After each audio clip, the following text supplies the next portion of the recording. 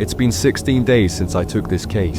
16 days of hospital corridors that smell like industrial bleach, trying to mask something worse. 16 days of orderlies who won't make eye contact. Doctors with bags under their eyes who changed the subject when I mentioned the 4th floor, East Wing. The patient's name was Eleanor Keller, female, 42, stage 4 pancreatic cancer, terminal, given weeks to live. Then, according to her chart, which took considerable persuasion to access, Keller's tumor markers suddenly dropped. Not gradually, overnight. The attending physician called it spontaneous remission, ordered more tests. That's when things got irregular. The night nurse, who's now conveniently transferred to a hospital 3 states away, reported finding Keller standing naked in her room at 3:17 a.m.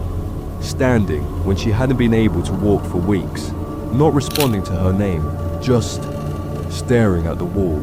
When the nurse touched her shoulder, the skin felt wrong. Her words, not mine. Like touching something pretending to be skin. I'm standing outside what was her room now. They've sealed it. Contamination protocol, they say. But the hazmat team that arrived wasn't from any health department I recognize. Black vans, no markings, personnel with sidearms under their suits. Not standard CDC procedure. My contact in pathology slipped me tissue samples from Keller's last biopsy before they confiscated everything.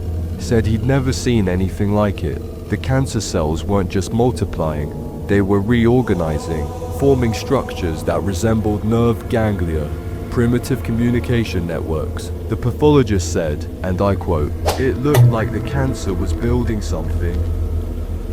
3 days after the remission, Keller vanished from her room. Hospital claims she checked herself out. Security footage from that night is missing. 4 staff members who were on shift have taken sudden leave. One won't answer his door. His neighbor says he hasn't seen him in days, but hears movement from the apartment at night. I found 7 similar cases across 3 continents. All terminal cancer patients, all sudden remissions, all followed by personality changes, then disappearances. Local authorities aren't connecting the dots. Someone's making sure of that. What PlagueMD described isn't theoretical. It's happening. Cancer evolving beyond disease into something purposeful.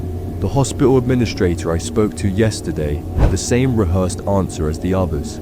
We don't comment on individual patient outcomes, but his hand was shaking when he said it.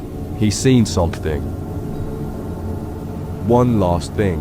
Keller's neighbor reported seeing her 2 days ago. Said she looked better than ever, except for her eyes. Said they looked darker, crowded, like there was more than one person looking out. Stage 5 isn't just real, it's mobile, it's spreading, and someone is covering its tracks. I have been told to investigate an identical incident in Western Ukraine by Mr.PlagueMD. He got some tip.